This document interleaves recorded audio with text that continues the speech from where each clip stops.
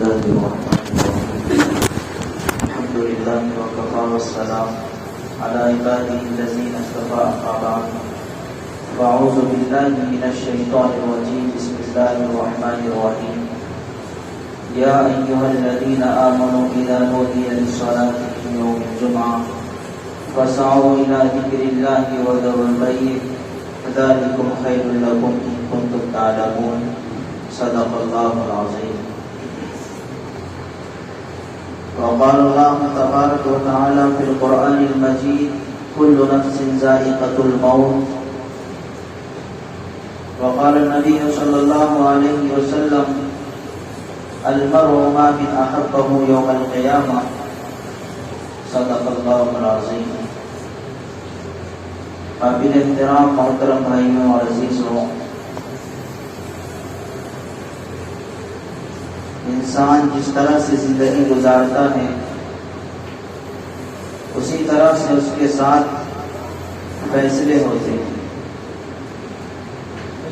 جس طرح سے انسان زندگی گزارے گا اسی طرح سے اس کو موت آئیں گی، اسی طرح سے اس کا خاتمہ ہوگا، اسی طرح سے اس کا انجام ہوگا.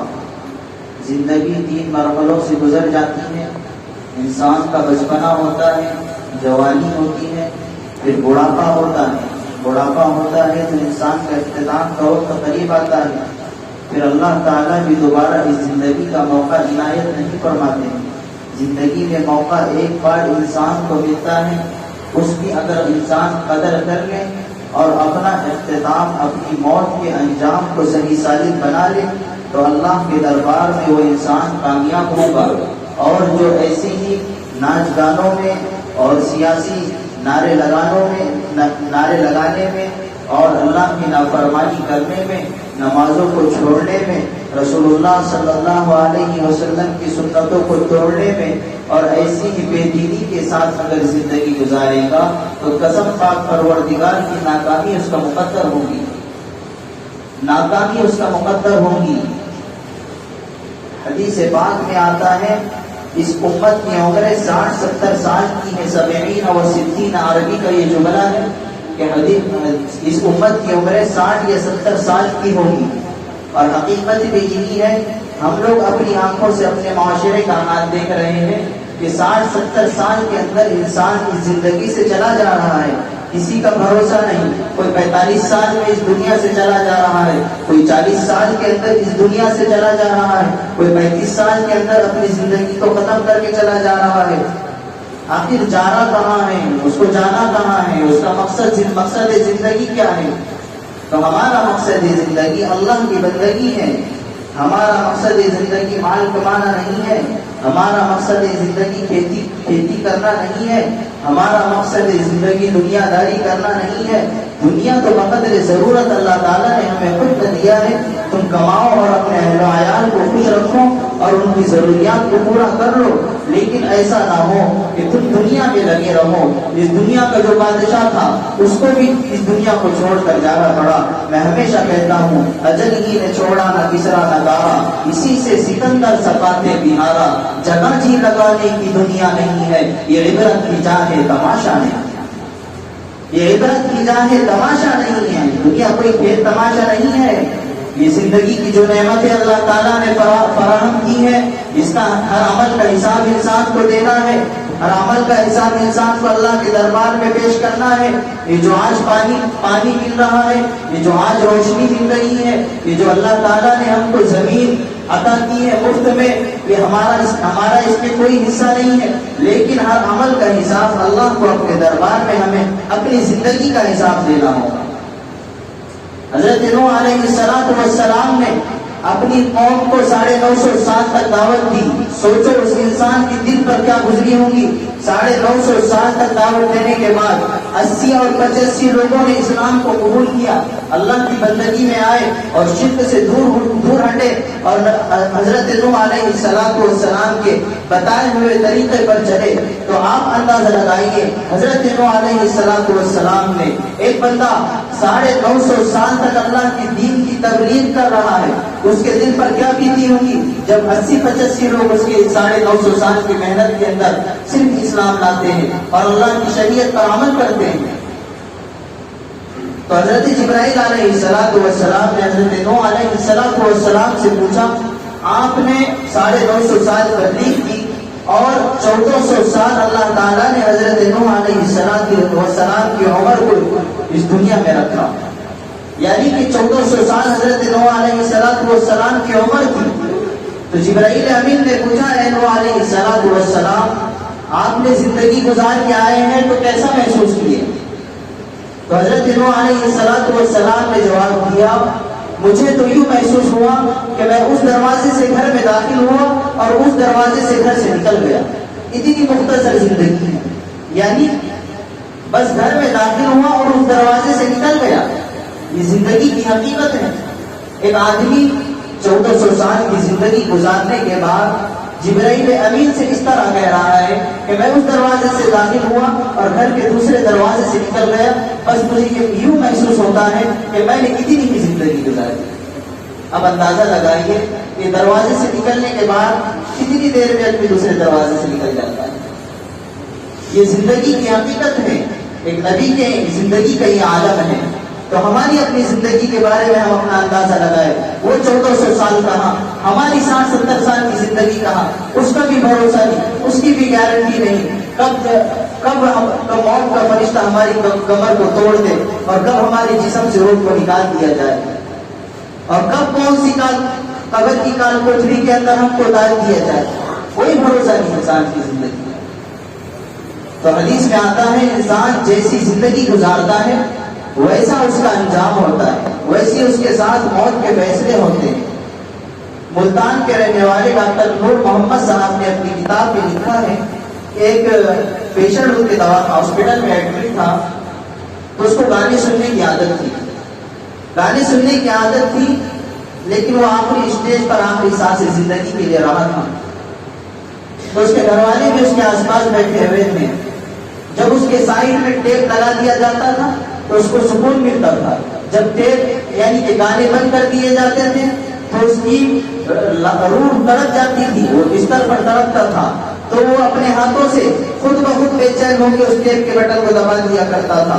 لیکن جب موت کا وقت قریب آیا، اس کی ماں اس سے کہنے لگی، اس کا باپ اس سے کہنے لگا، بیٹا تو کلمہ پڑھ لے، بیٹا تو کلمہ پڑھ لے، تو مسلمان ہے، تو ایمان کی حالت سے اس دنیا کے اندر چلے جانا۔ لیکن اس نے کلمہ نہیں پڑھا، اس کا ہاتھ ٹیپ کے بٹن پر گیا اور اس کی زبان پر گانے شروع ہو گئے، ادھر ٹیپ اور ٹیپ میں گانے بج رہے ہیں، ادھر اس کی زبان سے گانے نکل رہے ہیں، تو پتہ یہ چلا جس طرح سے زندگی گزارو گے اس طرح سے انسان کا اختتام ہوگا۔ گانے سنتے ہوئے زندگی گزرے گی تو کلمہ زبان پر موت کے وقت نہیں آ سکتا، گانے بھی زبان پر آئیں گے، گالی گلوچ کے ساتھ زندگی گزرے گی، انسان موت کی حالت میں بڑی تکلیف میں ہوتا ہے، اس کی آنکھ سے آنسو نکل جاتے ہیں، وہ فرشتوں کا منظر اپنے سامنے دیکھتا ہے، اپنی زندگی کو سامنے دیکھتا ہے کہ کیا کر کے آیا ہے اور کیا نہیں کر کے آیا ہے۔ تو یہ ہوتی ہے زندگی۔ اس زندگی میں جیسی زندگی گزارو گے، کسی شاعر نے کیا خود کہا ہے، جیسی کرنی ویسی بھرنی، نہ مانے تو کر کے دیکھ، جنت بھی ہے دوزخ بھی ہے، نہ مانے تو مر کے دیکھ۔ ایک بادشاہ تھے حضرت حسن بصری رحمۃ اللہ علیہ، تجارت کی غرض سے کسی گاؤں میں گئے تھے۔ گاؤں میں جانے کے بعد دیکھا کہ قبرستان میں لوگ جمع ہو رہے ہیں، وہاں پر وزراء بھی آ رہے ہیں، بادشاہ بھی آئے ہیں اور اطباء بھی آئے ہیں، جو اس کے خادم ہیں، خادم لوگ بھی آئے ہیں، اور سب لوگ قبرستان میں ایک قبر کے آس پاس کنارے سے بیٹھ گئے ہیں اور سب لوگ رو رہے ہیں۔ حضرت حسن بصری رحمۃ اللہ علیہ نے دیکھا کہ یہاں کا جو بادشاہ ہے وہ بھی رو رہا ہے۔ حضرت حسن بصری رحمۃ اللہ علیہ نے پوچھا، یہ بادشاہ ہے یہ کیوں رو رہا ہے؟ آخر اتنے سارے لوگ اس کی قبر کے پاس کیوں جمع ہو گئے؟ تو کسی بتانے والے نے حضرت حسن بصری नजवी रहमतुल्लाह अलैह को बताया है, ये बादशाह का बेटा है, कुछ दिन पहले इसका इंतकाल हुआ था, आज बादशाह इसकी कब्र पर आया है और बादशाह ये कह रहा है मैं तो बादशाह हूँ लेकिन मैं तो बादशाह हूँ लेकिन मैं अपने बेटे को बचा ना सका, मैं तो बादशाह हूँ लेकिन मैं अपने बेटे को बचा ना सका। वो कब्र पर जाकर ये जुमले कह रहा है और कह रहा है, और जो उसके उज़रा है, हम उज़रा है, हमारे पास बड़ी मिल्कियत है, हमारे पास बड़े बड़े सोने और चांदी के सिक्के हैं, मुझे माफ करना है बादशाह के बेटे, हमारे इस इख्तियार में ये नहीं है कि हम तुझे तेरी मौत से बचा सकें, हमारे इख्तियार में ये नहीं है कि हम तुझे मौत से बचा सके। और बादशाह ने जाते जाते लोगों से ये जुमला कहा था, और लोगों याद रखना ये मेरा बेटा है, मैं इस शहर का बादशाह हूँ, लेकिन मैंने ये ख्याल किया था, मैंने ये अपने बेटे के बारे में सोचा था, अगर मेरा इंतकाल हो जाए यानी कि बादशाह का इंतकाल हो जाए, मेरे मरने के बाद मैं अपनी सल्तनत अपने बेटे के हवाले कर दूंगा, मैं अपनी सल्तनत अपने बेटे के हवाले कर दूंगा। लेकिन हुआ क्या, बादशाह से पहले उसका बेटा इस दुनिया से चला गया और कब्र की काल टोकरी के अंदर पड़ा हुआ है, वहाँ कौन देखने वाला है उसका, दुनिया के लोग जमीन के ऊपर मातम मना रहे हैं, लेकिन अंदर उसका क्या हाल हो रहा है हमें नहीं पता। तो वहाँ अंदर काम आएंगे, अमल काम आएंगे, वहाँ अंदर काम आएंगे, कुरान की तिलावत काम आएंगी, वहाँ अंदर काम आएंगे, अल्लाह का जिक्र काम आएगा। वो बड़ी कयामत के दिन बड़ी बदकिस्मत होगी वो जबान जिस जबान से ला इलाहा इल्लल्लाह और कुरान की आयतें पढ़ना नसीब ना हो, बड़ी ही बदकिस्मत होगी वो जबान। दुनिया के अंदर हम एग्जाम पास कर लेंगे, नेट सेट पास कर लेंगे, टीटी पास कर लेंगे और प्रोफेसर बन जाएंगे, दुनिया की हद तक ये ठीक है, आप पास हो जाएंगे दुनिया वालों की नजर में, दुनिया वालों की नजर में आप बड़े डॉक्टर भी कहलाएंगे, दुनिया वालों की नजर में आप बड़े प्रोफेसर भी कहलाएंगे, दुनिया वालों की नजर में आप इंजीनियर भी कहलाएंगे। लेकिन याद रखना कल क़यामत के दिन कब्र के अंदर सबसे मुश्किल मंजिल और सबसे मुश्किल मरहला कब्र की काली अंधेरी रात का होगा। वहाँ फरिश्ते पूछेंगे मन रब्बुका, जिस रब की तू नाफरमानी करके आया था, बता आज तेरा रब कौन है, बता आज तेरा रब कौन है। नाफरमानी में जिंदगी गुजरेगी, वहां पर अल्लाह का नाम ज़बान पर नहीं आ सकता। नाफरमा रसूलुल्लाह सल्लल्लाहु अलैहि वसल्लम की जिंदगी को छोड़कर जिंदगी गुजारेंगे, वहां रसूलुल्लाह की सुन्नत याद नहीं आ सकती, हरगिज़ नहीं हो सकता। एक अल्लाह बहुत बड़े अल्लाह वाले थे, इमाम अबू बकर अय्याश रहमतुल्लाह अलैह, उनकी अपनी जिंदगी का वाकया है कि उनकी बेटी उनसे कह रही है कि अब्बाजान आपकी काफी उम्र हो गई है, आप इस दुनिया से जाने के करीब हैं, आखिरी जिंदगी की सांसें ले रहे हैं। एक छोटी नन्ही बेटी मासूम बेटी कह रही है, उसको कैसा दीन का इल्म है, उसको कैसी कब्र की अंधेरी रात का इल्म है। वो अपने बूढ़े बाप से कह रही है अब्बाजान आप इस दुनिया से जाएंगे तो कब्र के अंदर आपका क्या बनेगा, कब्र के अंदर आपका क्या बनेगा। लेकिन वो बाप वो अपनी बेटी से कह रहा है, वो बाप अपनी बेटी से कह रहा है बेटी सब्र कर ले, अल्लाह ताला मुझ पे रहम फरमाएंगे। तेरे बाप ने इस कमरे के अंदर रोजाना 30 साल का कुरान पढ़ा है, हर दिन तेरा बाप रोजाना इस कमरे के अंदर रोजाना एक कुरान खत्म कर दिया करता था, इसी कुरान की बदौलत अल्लाह ताला तेरे बाप के ऊपर रहम फरमाएगा, इसी कुरान की बदौलत अल्लाह ताला तेरे बाप के ऊपर रहम फरमाएगा। ऐसी होती है जिंदगी बनाने वालों ने जिंदगी बनाकर चले गए, आज हम एक दूसरे को ताना देने में लगे हुए हैं, आज हम एक दूसरे को तोड़ने मरोड़ने में लगे हुए हैं, हमें अपनी जिंदगी का कोई ठिकाना नहीं, हमारे अपने चिराग के तले अंधेरा है और हम दूसरों को क्या बांटने में लगे हुए हैं। देखो जिंदगी जैसी गुजरेगी वैसे ही इंसान का फैसला होगा, वैसे ही उसका इख्तिताम होगा, मामूली नहीं है। अल्लाह ताला ने कुरान मजीद में फरमाया कुल इन्ना सलाती व नुसुकी व महयाया व ममाती लिल्लाहि रब्बिल आलमीन। ऐ दुनिया के इंसानों, क्या तुम ये समझते हो कि हमने तुमको दुनिया के अंदर ऐसी नाकारा पैदा कर दिया, ये दुनिया ये तुम्हारे जिस्म के अंदर जो रूह है और जो तुम्हारे जिस्म के अंदर जो ताकतें हैं ये सब अल्लाह की है, लिल्लाहि रब्बिल आलमीन, ये सब अल्लाह की है। अल्लाह अगर थोड़ी सी रस्सी खींच ले इंसान घबरा जाता है, इंसान परेशान हो जाता है, इंसान की जिंदगी का कोई ठिकाना नहीं होता, हर चीज अल्लाह के इख्तियार में है। ہم خود اللہ کی امانت ہے.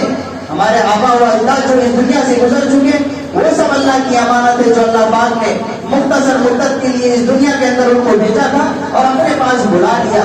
یہاں پر ہم کو آزمایا جا رہا ہے, یہاں پر ہم کو چیک کیا جا رہا ہے کون بندے میری عبادت کر کے آتے ہیں. اللہ تعالیٰ نے ہم کو دو راستے دیے ہیں, ایک ہدایت والا راستہ, ایک نافرمانی والا راستہ.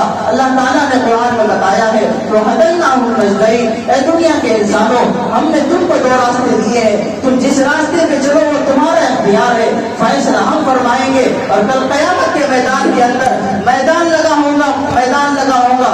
اللہ تعالیٰ پوچھیں گے وہ دنیا کے انسان اکڑ کر چلنے والے, وہ بڑی سیاست کرنے والے, وہ بڑی کھیتی کے مالک, وہ بڑے اقتدار اور کرسی کے مالک, بتا آج کس کی بادشاہت ہے؟ لمن الملک اليوم. اللہ تعالیٰ پوچھیں گے انسان سے لمن الملک اليوم, آج کس کی بادشاہت ہے بتا دے, آج کس کی بادشاہت ہے بتا دے. انسان جواب نہیں دے سکے گا. آج ہماری آنکھوں پہ پردہ پڑا ہوا ہے دنیا کا, آج ہماری آنکھوں پہ پردہ پڑا ہوا ہے کھیتی باڑی کا, مال و دولت کا. ہم نمازوں کو ایسی ہلکے میں لے رہے ہیں. یہ زندگی, ایک بار انسان زندگی سے چلا جائے پھر تم کو کوئی نماز کا بولنے والا اور کوئی نماز کی دعوت دینے والا اور کوئی سمجھانے والا نہیں آئے گا. کون آئے گا قبر کے اندر؟ پوچھو, جاؤ قبرستان میں جاؤ دیکھو اور کہو کہ پٹھان صاحب آج کتنی نمازیں پڑھے ہیں, سید صاحب آج کتنی نمازیں پڑھے ہیں, شیخ صاحب آج کتنی نمازیں پڑھے ہیں. قبرستان سے کوئی آواز نہ آئی. جانے والا چلا گیا. قبر کی چوکھٹیں کھانی ہے اسے مت بھولو, نہ جانے کب کون سی تصویر اس میں لگا دی جائے, نہ جانے کب کون سی تصویر اس میں لگا دی جائے. اس لیے میرے بھائیوں, اس بیان کا اصل مقصد ہے, اس بیان کا اصل خلاصہ یہی ہے کہ ہم زندگی کو اللہ کی اطاعت و فرما برداری میں گزارے, ہم اپنی زندگی کو قرآن کی تلاوت میں گزارے, ہم اپنی آنے والی نسلوں کی, حالات بڑے سنگین ہیں, آپ لوگ دیکھ رہے ہیں ماحول کس طرح سے چل رہا ہے. اب ہم اپنی آنے والی نسلوں کو دین کی تعلیم دیں, ان کو مدرسے کے حوالے کر دیں. آپ بچوں کو مدرسے کے حوالے کر دیں, بچہ دین کو تمہارے حوالے کر دیں, بچہ دین کو تمہارے حوالے کر دے گا. آپ جب اس دنیا سے جائیں گے, آج ہم دیکھ رہے ہیں کتنے لوگ اس دنیا اس گاؤں سے گزر چکے ہیں, لیکن کبھی بیٹے کو توفیق نہیں ہوتی کہ وہ جمعہ کے دن اپنے باپ کی قبر پر چلا جائے اور قل اللہ کا سورہ پڑھ کر آ جائے. وہ باپ قبر کے اندر انتظار کر رہا ہوتا ہے کہ میرا بچہ آئے گا اور میری قبر کے اندر کا معاملہ صحیح ہوگا, میرے درجات بلند ہوں گے. وہ لوگ محتاج ہوتے ہیں ہماری دعاؤں کے, ہمارے ایصال ثواب کے, ہمارے اجر ثواب کے. تو قرآن میں بتا دیا گیا یا ایھا الذین آمنوا اتقوا اللہ, اے ایمان والو. اس بیان کا سب سے اہم خلاصہ یہی ہے کہ ہم اپنی زندگی کو اللہ کی اطاعت و فرما برداری میں لگائے, ہم اللہ کی نافرمانی سے بچے. اذان کی آوازیں مسجدوں سے آ رہی ہیں, ہمارے قدم مسجد کی طرف اٹھنے والے بنے, ہمارا دھڑکتا ہوا دل اور زندگی کا ایک ایک دن جو پیچھے گزرتا جا رہا ہے, یہ اس بات کی گواہی ہے کہ انسان موت کے قریب ہوتا جا رہا ہے اور قبر کی کالی اندھیری رات کے اور قبر کے گڑھے کے قریب ہوتا چلا جا رہا ہے. آج ہم اپنے آپ کو چیک کریں, ہم اپنے آپ اپنی زندگی کا جائزہ لیں کہ ہم کس مقام پہ کھڑے ہوئے ہیں. ہم نے اپنی زندگی کے بنانے کے لیے کتنی محنتیں کی ہیں, ہم نے اپنے آپ کو ہم نے اپنے اللہ کو راضی کرنے کے لیے کیا کوششیں کی ہیں. انسان دنیا کے لیے محنتیں کرتا ہے, نہ دھوپ دیکھتا ہے نہ بارش دیکھتا ہے, محنتیں کر رہا ہے, مقصد ہے پیسہ کمانا ہے, لیکن آخرت سے غافل نہ ہونا. کب تک پیسہ کمائے گا اور کب تک پڑے گا اور کب تک کھائے گا, آخرت سے غافل نہ ہونا. میرے بھائیوں, اس بیان کا سب سے اہم خلاصہ بس یہی ہے. میں اپنی بات کو اسی بات پر ختم کرتا ہوں. اللہ تعالیٰ سے دعا ہے کہ اللہ تعالیٰ مجھے اور آپ کو اللہ کے احکامات کی پابندی کرنے والا بنائے اور ہم سب کو نیک عمل کی توفیق عطا فرمائے. اللہ تعالیٰ مجھے اور آپ کو 5 وقت کا نمازی بنائے, مسجدوں کی قدر کرنے والا بنائے, اللہ کے احکامات پر پورا عمل کرنے والا بنائے. وآخر دعوانا الحمدللہ رب العالمین. جن کی سنت باقی ہے سنت پڑھ لیں.